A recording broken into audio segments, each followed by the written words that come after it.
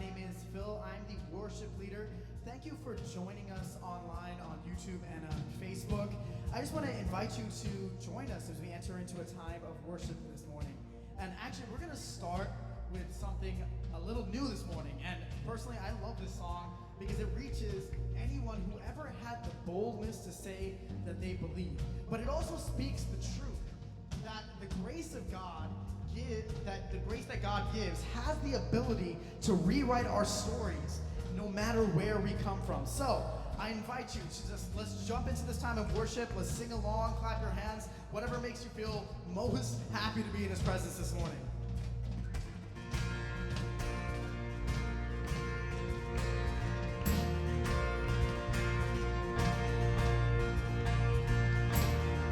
I saw Satan fall like lightning. I saw darkness run for cover. But the miracle that I just can't get over, my name is registered in heaven. I believe in signs and wonders. I have resurrection power. Still the miracle that I just can't get over, my name is registered in heaven. My praise belongs to you forever. This is my testimony from death to life. That grace rewrote my story. I'll testify by Jesus Christ the righteous. I'm justified. This is my testimony. This is my testimony.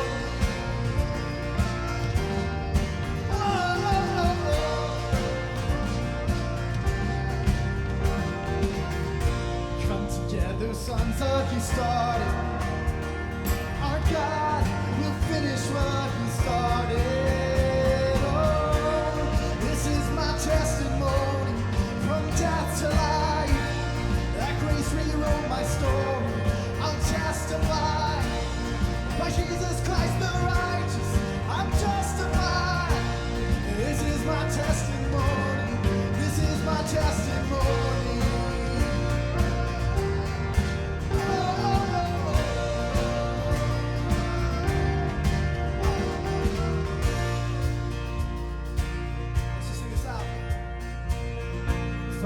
Dead and you're not done. Greater things are still to come. Oh, I believe if I'm not dead and you're not done.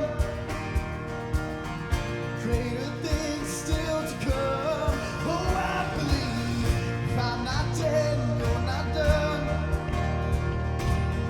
Greater things are still to come. Oh, I believe if I'm not dead and you're not done. Greater things still to come.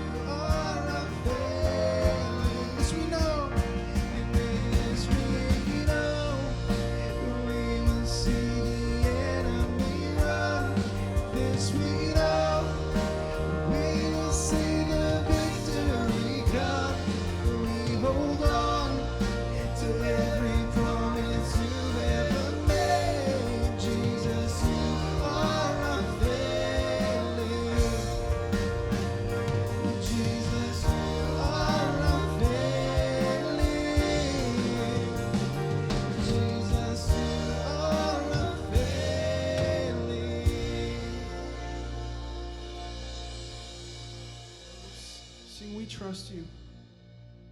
'Cause we trust you. We trust you. Your ways are higher than our own. 'Cause we trust you, and know how we trust you. Your ways are higher than our own.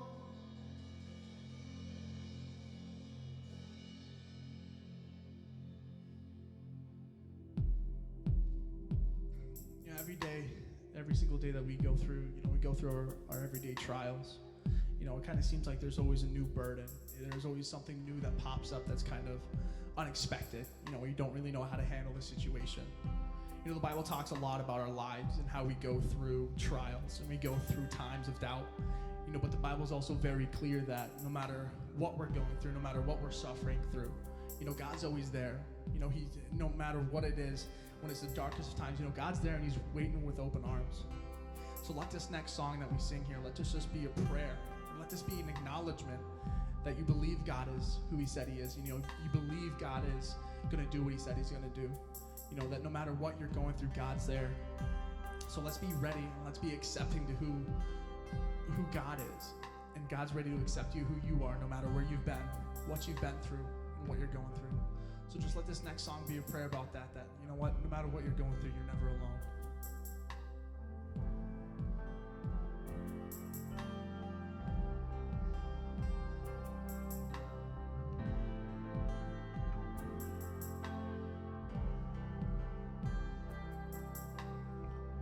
There's a grace when the heart is under fire.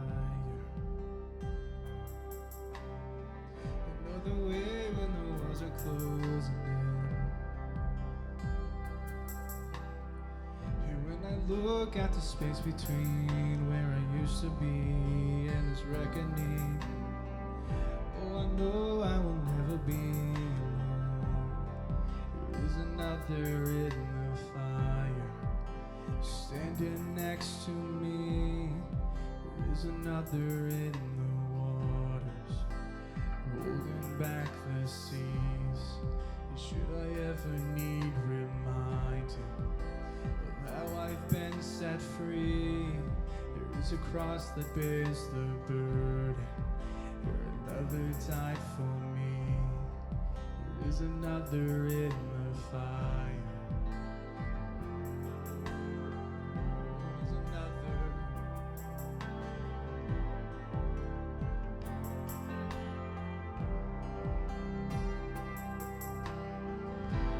Dead left for dead beneath the waters. I'm no longer a slave to my sin anymore. And should I fall in the space between what remains of me and this reckoning, either way I won't bow to the things of this world. 'Cause I know,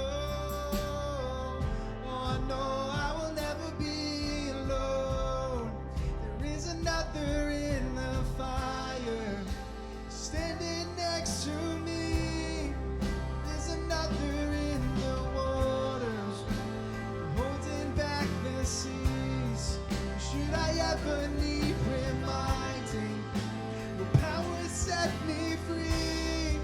There is a grave that holds nobody.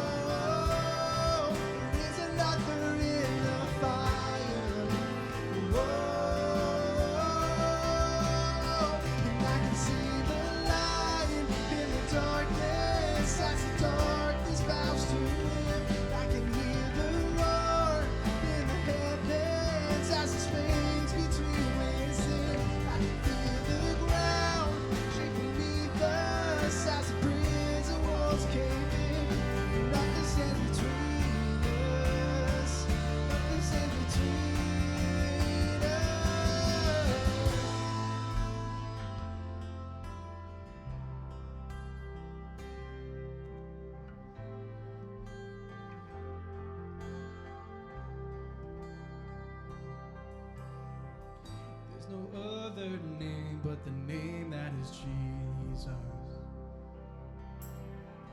He who was and still is and will be through it all. So come with me in the space between all the things unseen in this reckoning. Oh, I know I will never be alone. 'Cause I know I will never be alone. There's another in the fire standing next to me. Be another in the waters, holding back the seas. And should I ever need reminding how good you've been to me, I'll count the joy come every battle, 'cause I know that's where you'll be. I can see the light in the darkness as the darkness bows to him. I can hear the roar in the heavens as it spins between us. I can feel the ground shake beneath us as the prison walls came in. Nothing's in between us. Nothing's in between. There's another in the fire standing next to me. Be another in the waters, holding back the seas. Should I ever need reminding how good you've been to me, count the joy come every battle, 'cause I know that's where you'll be. Count the joy come every battle, 'cause I know that's where you'll be. Count the joy come every battle, 'cause I know that's where you'll be.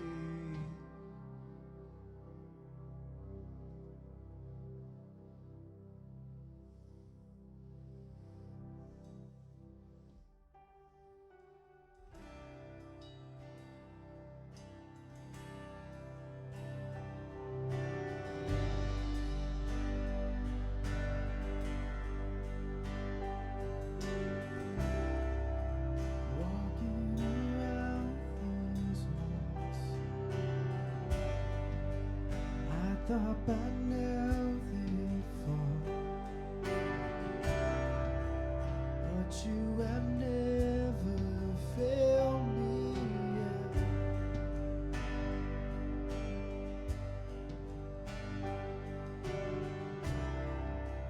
Waiting for change to come, knowing the battle's won.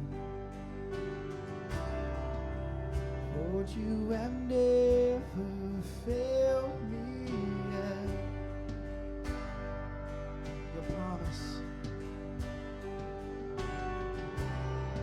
Your promise still stands. Great is your faithfulness, your faithfulness. I'm still in your hands. This is my confidence. You've never failed me yet.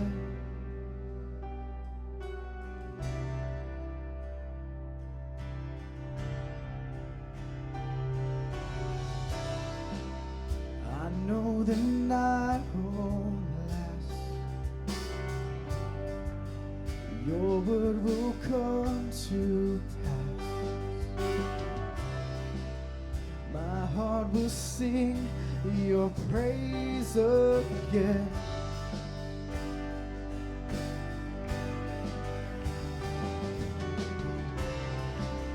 Jesus, you're still enough. Keep me within your love. My heart will sing your praise again. Your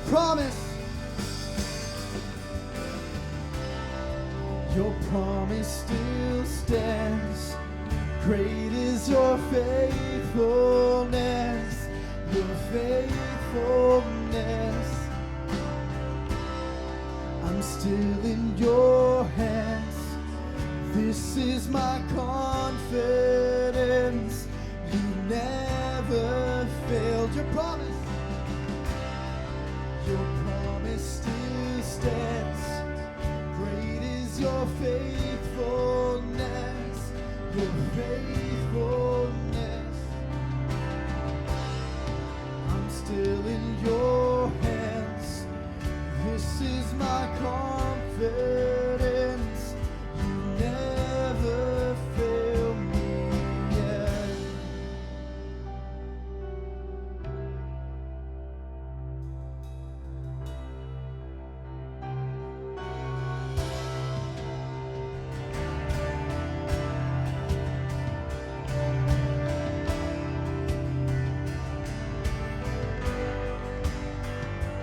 I encourage you to sing this along with me. If you're facing mountains in your life right now, just know that He has moved them before and He'll move them again. It may not seem possible with the way it's staring at you. It may be financial burden. It may be anything. But God, He's standing in the gap.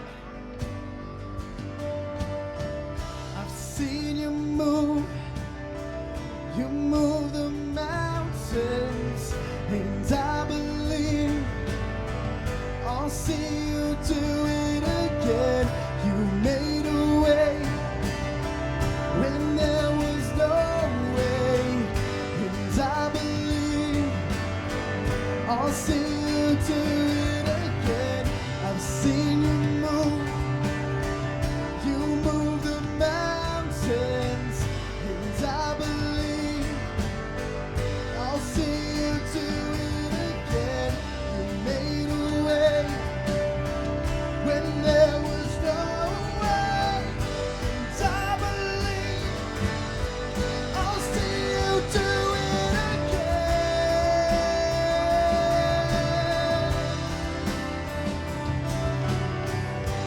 Oh Lord, I'll see you do it again.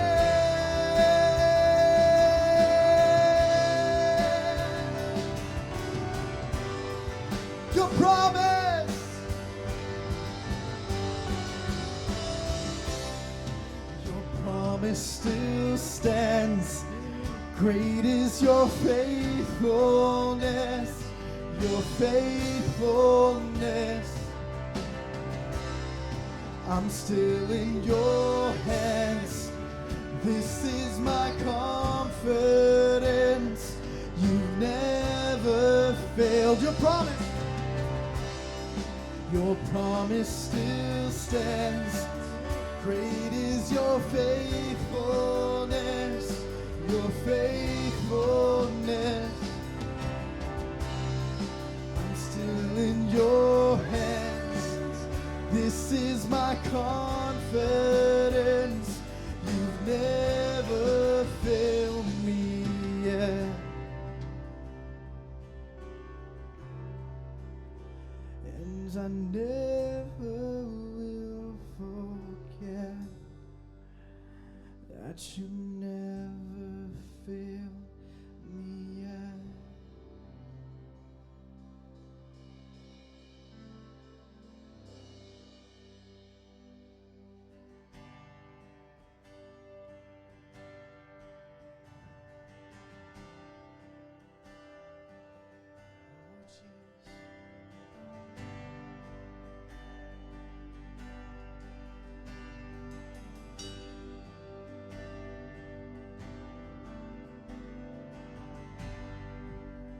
I'm hurting, broken within, overwhelmed by the weight of your sin.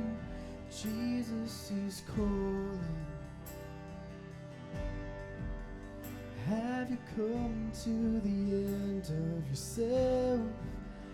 Do you thirst for a drink from the well? Jesus is calling.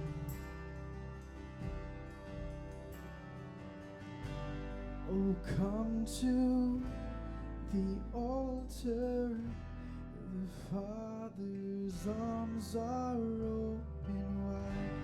Forgiveness was bought with the precious blood of Jesus Christ.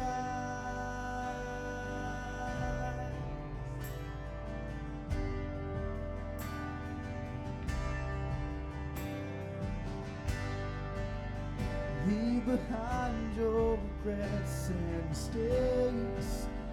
Come today, there's no reason to wait.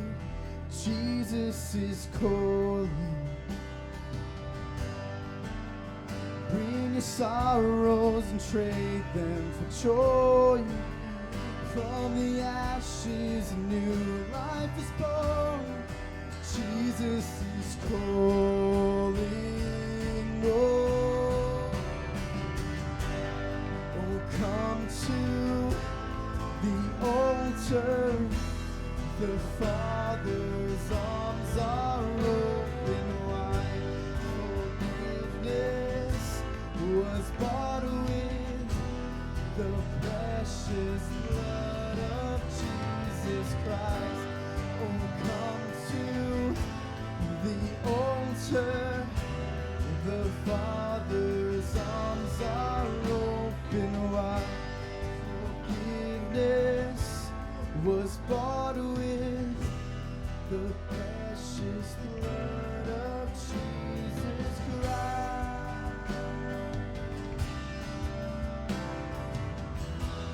The precious blood of Jesus Christ.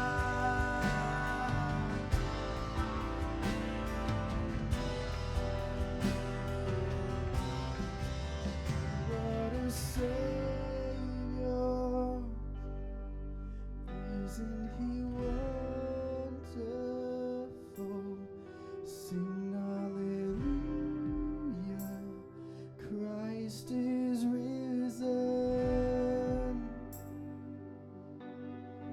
Bow down before him, for he is Lord of all. Sing hallelujah. Christ is risen. Oh, what a Savior. Isn't he wonderful? Sing hallelujah. Christ is risen. Bow down before for he is Lord. Sing hallelujah. Christ is risen.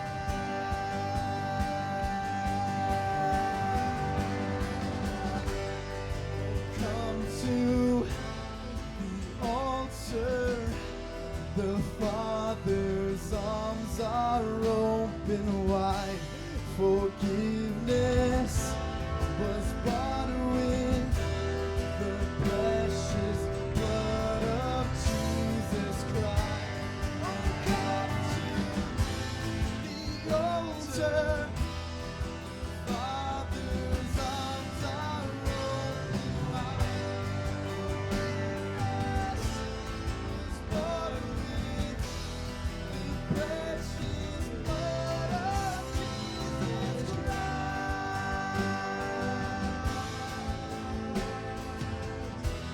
The precious blood of Jesus Christ.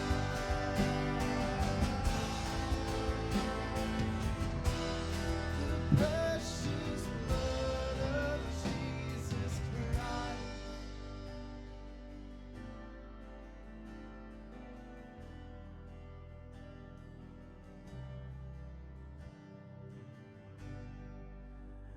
Leave behind your regrets and mistakes.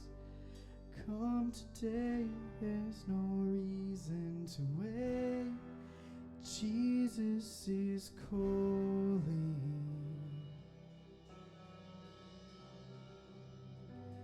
Lord, thank you so much for giving us that confidence to know what you did for us on that cross was the ultimate form of love, oh Father. That through that we are given this overwhelming grace that can rewrite our past, rewrite our story, rewrite who we are. And that all we need to do is come before you and say that we believe in you. We believe that you are the Son of God.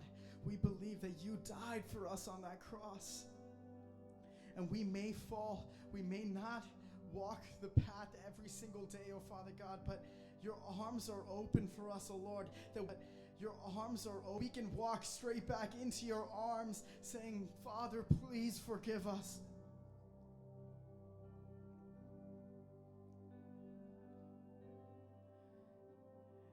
If you feel that you put yourself, I believe, or if you've never done that before, I encourage you, just give yourself to him this morning and say, Jesus, I believe in you. I believe that you are the Son of God. And I believe that you died for our sins. Come into my heart this morning. Lord, thank you. And we praise you, Lord, and I thank you for anybody who took that step of faith towards becoming one with you this morning, O Lord. And I pray all of this in your mighty name. Amen.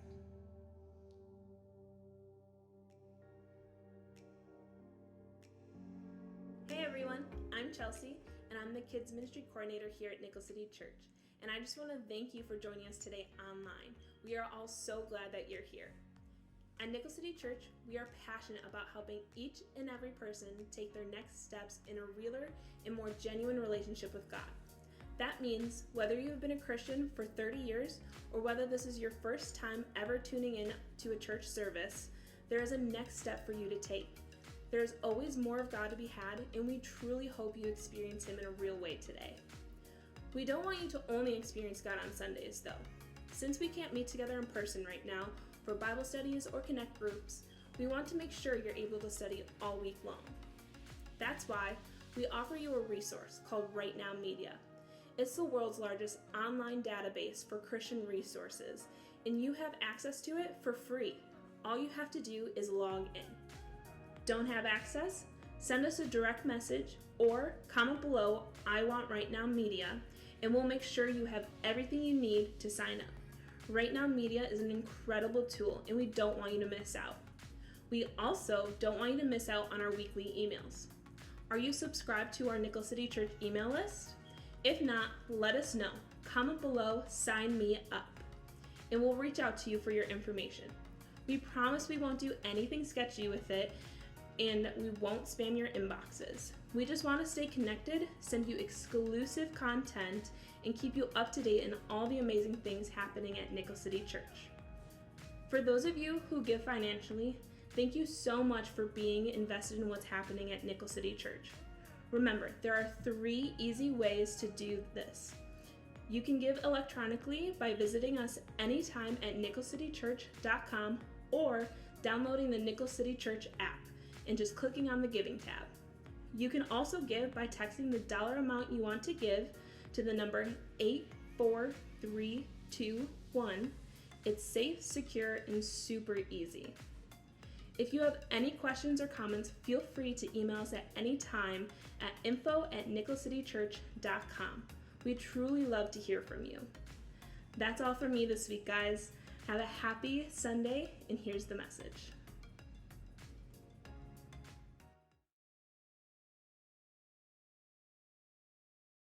We're here at Nickel City Church, and I am so glad that you are joining us today. Today we are finishing up our series called Everything's Changing.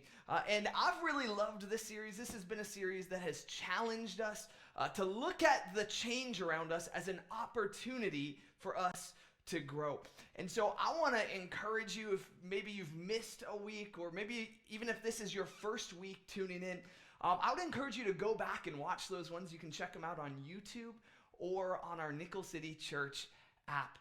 But today we're going to be finishing up this series by looking at the topic of hospitality. Now, we have an incredible hospitality team here at Nickel City Church. I can just tell you that we have a group of warm and friendly people. They are incredible. And if you've ever been to Nickel City Church, that means that you've walked through those front doors. And as you've walked in, you've been greeted by one or two people who have probably given you a high five or maybe a warm hug. And it's just an incredible group of people who make sure that we are really joining together and feeling like this is a church home. Now, it's not just at the front doors that you'll see our hospitality team members. In fact, you'll see them at our connection hub. You'll see them in the cafe. You'll see them even spread out, floating all throughout our main room. And they just are an incredible group of people. And I know that it is their mission to make sure that every person feels loved and welcomed and valued. And so we have an incredible team. But it's not just in the main room. It's not just in relationships that we do hospitality here at Nickel City Church. We actually have a cafe, and we do this a little bit different than other churches. We have a cafe that is completely free. And this is a way that we can partner with everyone to really have a great time of hospitality so people can feel welcomed. And people will come in, they'll grab pastries, they'll grab donuts, they'll grab coffee, they'll grab hot chocolate or tea, or sometimes there will be fruit or other goodies. And they'll come in and they can feel welcome. And this is a great way that we practice hospitality. Because everything in our church is free. Everything in our cafe is absolutely free. And we can do this partly because we have some really great partners in the community.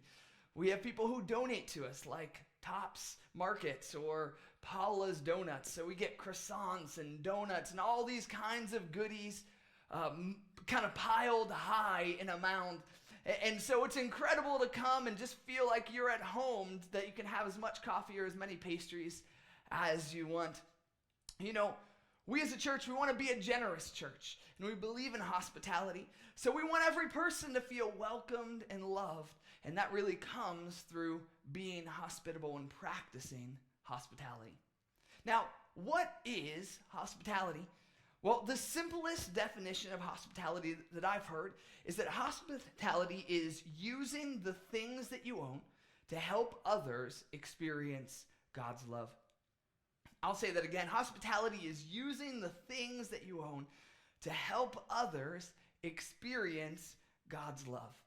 And that's what we try to do with everything that we have, whether it's with our cafe or with our building. We want people to feel loved and valued and comfortable, yes.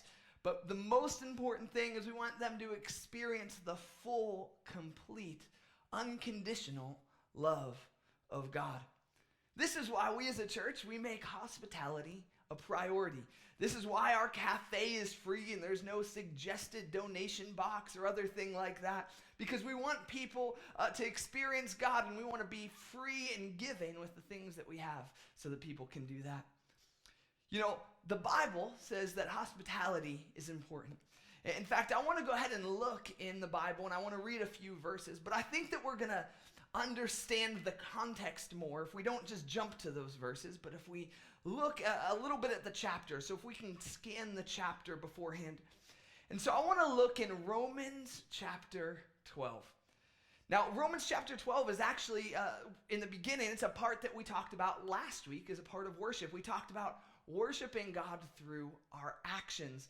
And so that's where I want to start today. In verse 1, it says this: "Therefore, I urge you, brothers and sisters, in view of God's mercy, to offer your bodies as a living sacrifice, holy and pleasing to God. This is your true and proper worship."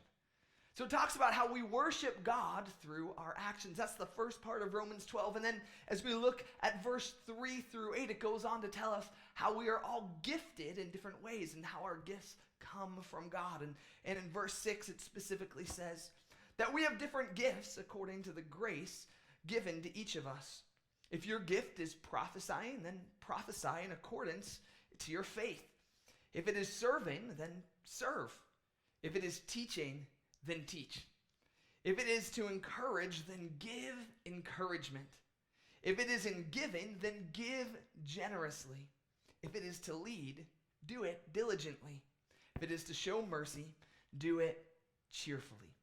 And so if you kind of track this with me, the first part talks about worshiping God through our actions, and then it says that we're all gifted. We are all given gifts by God so that we can do this third part, and it says that it's love in action. So we worship God through our actions, by the way that we live our lives. We use the gifts that we've been given all for this purpose, to love the people around us. And so in verse 9 it says this, that love must be sincere. Hate what's evil, cling to what is good. Be devoted to one another in love. Honor one another above yourself. Honor one another. Never be lacking in zeal, but keep your spiritual fervor serving the Lord. Be joyful in hope, patient in affliction, and faithful in prayer. So it kind of gives us this picture of what it looks like to live in community with one another. And then it goes on in verse 13, it says, share with the Lord's people who are in need. Practice hospitality. Bless those who rejoice with those who rejoice. Mourn with those who mourn. Live in harmony with one another. And do not be proud, but be willing to associate with people of low position. Now, I really love this section because it kind of tells a story, right? That we worship God through the way that we live, that we've been gifted and given things with the purpose of loving the people around us. And a big part of that is through hospitality. You know, I really like that it tells us to practice hospitality. Kind of gives us a challenge, right? And I like that it also says that we shouldn't just practice hospitality for the people that we like or the people that we get along with or the people who think similarly to us. But it says that we should practice hospitality, and it says that we should do that even for our enemies, even the people who speak badly of us, even for the people that we might disagree with in our lives. That we need to practice hospitality because hospitality is so important. In fact, I think there's another verse in the Bible that talks about the importance of hospitality. And it's actually found in the book of 1 Timothy. And it's found in a portion of Scripture where Paul is talking to this young man, Timothy, and he is explaining to him what it looks like to select leaders in a church. And he starts to list out the characteristics and the qualities of what a leader should look like. And so let's go ahead and read in 1 Timothy chapter 3. It says, this is a trustworthy saying. If someone aspires to be a church leader, he desires an honorable position. So, a church leader must be a man whose life is above reproach. He must be faithful to his wife. He must exercise self-control, live wisely, and have a good reputation. He must enjoy having guests in his home, and other translations would say he must be hospitable. And he must be able to teach. He must not be a heavy drinker or be violent. And he must be gentle and not quarrelsome and not a lover of money. Now, I think this is really interesting, right? Because as we look at this list, we would say, yeah, these are good characteristics for a leader. But I love that it puts hospitality in this same category. It uses it in the same category as, well, you shouldn't be an alcoholic and you shouldn't cheat on your wife. Oh, and you need to practice hospitality, right? We might look at these things and think one is maybe more important than another, but these are requirements that God puts in place for leaders in a church or really for anyone who wants to be a leader. It's that we should practice hospitality. So if you want to be a leader in your life, you need to prioritize hospitality. Now, maybe you're sitting here and you're watching and you say, well, I believe that hospitality is important. We just read these verses. We can tell that hospitality is an important thing. But we can't really practice hospitality right now. Like, how can we do that in a safe way? We can't have people come into our home. We can't give people a big hug. We can't really live in this hospitable life the way that we're used to. So is it possible? How can we really do it? Well, I'm really glad you asked because I want to talk a little bit about some practical ways that we can practice hospitality in our lives today in this very moment. Because the reality is you can always use the things God gives you to help others experience his love. And so maybe it starts at home. Maybe it starts with the people who are still coming to your front door. I'm talking about your postal worker, your mailman, or your delivery driver. Maybe there's a way for you to show hospitality to them. I know you're probably getting lots of extra packages delivered and Amazon deliveries. I know we are. And so maybe this is an opportunity for you to show hospitality to those delivering your packages. Maybe you can put out a bottle of water or some snacks or bake some muffins. This is a very practical way for us to use the things that we have to show the love of God to others, to help others to experience it. And so maybe this is a challenge for us in this moment, is to start with the things that are right in front of us. You know, there's other ways that we can start practicing hospitality even though we're at a distance. You know, maybe it's by sending someone a card. Maybe it is letting someone know that you're thinking about them. If you remember when it talked about having gifts, it said maybe you're an encourager. That's something that you can do. And so you can write out a card to someone and you can mail it to them, and it can be encouraging words. You can let them know that you're proud of them or that you're praying for them. This is an incredible way that we can use the things in front of us to show people around us God's love in a real way. You know, there's another really practical way, and I don't know if you know this, but you can actually send grocery orders, or you can send gifts to someone without ever leaving your home. If you go onto your Amazon account, you can actually send a gift to someone to a different address.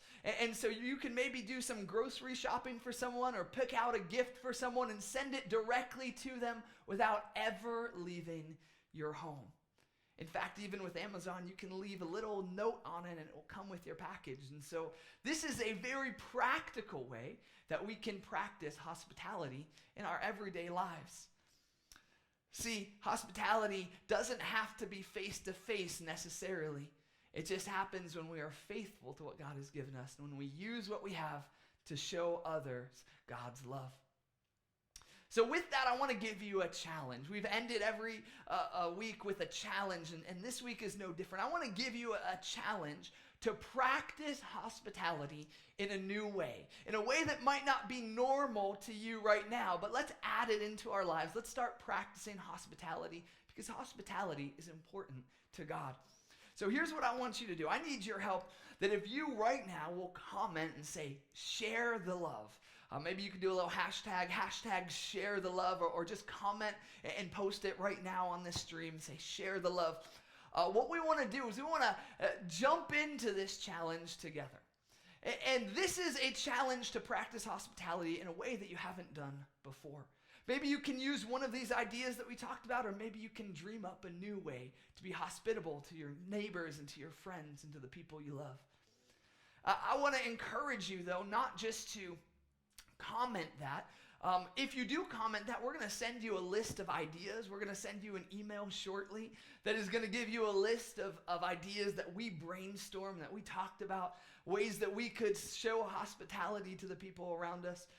So we want to send you that. So if you comment, share the love right now, we'll send you an email with some ideas and a list of different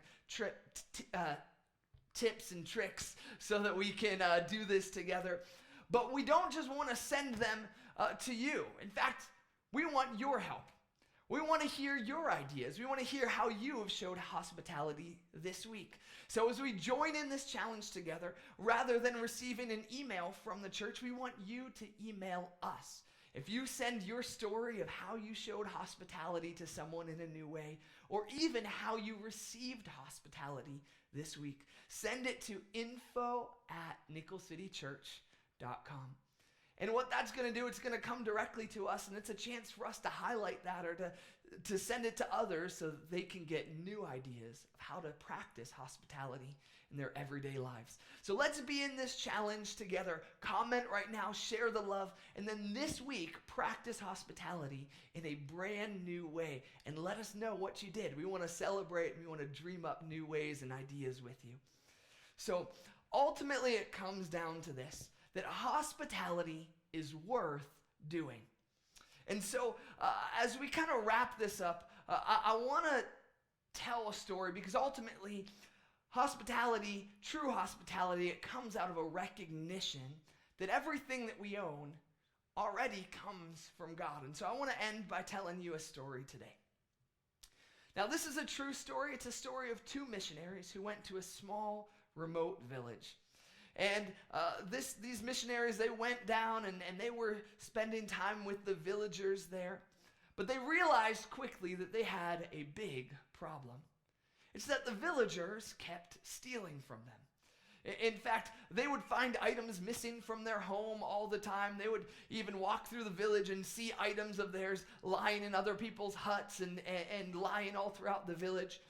In fact, the locals would get together, the villagers would get together, and some of them would knock at the front door, and when the missionaries would come out, some of the other villagers would sneak in the back door and steal items. The missionary told a story of how one day he was in the village and he saw a woman who was wearing their can opener as a necklace. She didn't know what it was, but she thought it would make a great piece of jewelry. And so he's like, hey, we need this. We've been trying to open up these cans with a machete or with a hammer. And so they would find items of theirs missing all the time. But one thing in particular that the villagers loved to steal was their pineapples. See, the missionaries, they had a small pineapple garden that they had planted, and every time they would get excited that the pineapples were getting ready to be ripe, getting ready to be picked, and that night, all of the pineapples would disappear. And so the missionaries, they pleaded with the villagers. They said, please, look, just don't take our pineapples, but it didn't work. They argued with them. They tried to barter with them. They tried to debate with them. They even closed down their clinic. They said, you know what? We aren't going to do anything else. No more medical work until you guys stop stealing from us. But nothing worked. The villagers continued to steal. Well, this made the missionary very angry, and he had a lot of anger and frustration built up in his heart. But one day he was at a conference, and he heard a speaker, and he was talking about this idea of giving our possessions to God. He said something like, well, everything of ours comes from God anyways, so why not give it back to him and let him use it? Well, the missionary decided to do this with his pineapples. He said, you know what? I'm not going to argue. I'm not going to try to protect or hold on to these pineapples anymore. God, I'm giving them to you. Well, guess what? The villagers kept stealing the pineapples. But this time, the missionary wasn't angry. The villagers noticed this, and they asked him, they said, why aren't you angry anymore? And they actually asked him the question, did you meet this Jesus that you were talking about? Because he had preached about how Jesus changes our lives. They asked him, did you finally meet this Jesus that you were talking about? But the missionary replied, he said, no, I'm not angry anymore. Because you aren't stealing my pineapples. They aren't my pineapples anymore. Well, the villagers asked, they said, well, whose pineapples are they then? He explained that they were now God's pineapples. Well, the villagers didn't like this. They didn't want to be stealing from God. In fact, they pleaded with the missionary. They said, please take your pineapples back from God. We're okay stealing from you, but we don't want to steal them from God. And so they kind of had this attitude. But the moral of the story was that the tighter that we hold on to things, the more of a chance we have of losing them.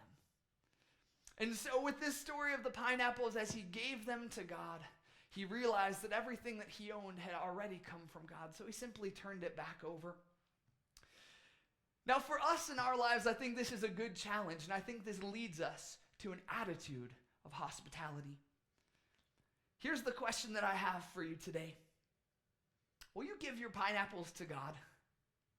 Now maybe it's not physical or literal pineapples. Maybe it's your time. Maybe it is the possessions that you own. Maybe it's your conveniences or your expectations. Maybe it's something that you're holding on to so tight in your life.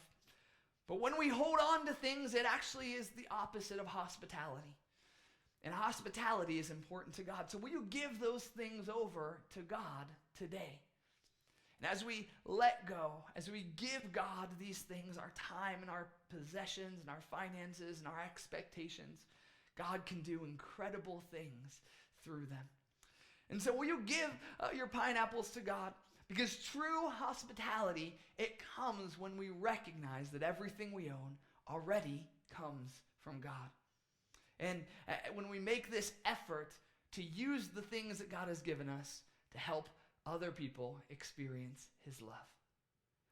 Guys, I'm so glad you were here with us today as we wrapped up this series, Everything's Changing. I really do believe that change can bring good things in our lives. So this week, let's practice hospitality. Let's give our pineapples to God, and let's use the things God has given us to help other people experience his love.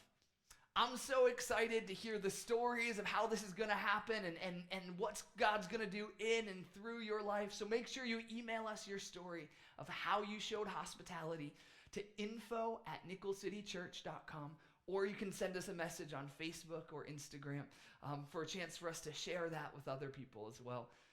Guys, I'm excited for next week. We're going to be starting a brand new series called Don't Get Comfortable, and it's an opportunity for us to dig deeper in our relationship with God. So it's going to be an incredible time. One more thing I want to invite you to is this Tuesday, we have one of our last Getting to Know You Connect groups. And this time it is with Ian, who is our sound and media producer, director. And a lot of you might not get to know Ian that well because he's typically behind a camera or behind the sound booth. But this is a perfect opportunity Tuesday at 7 p.m.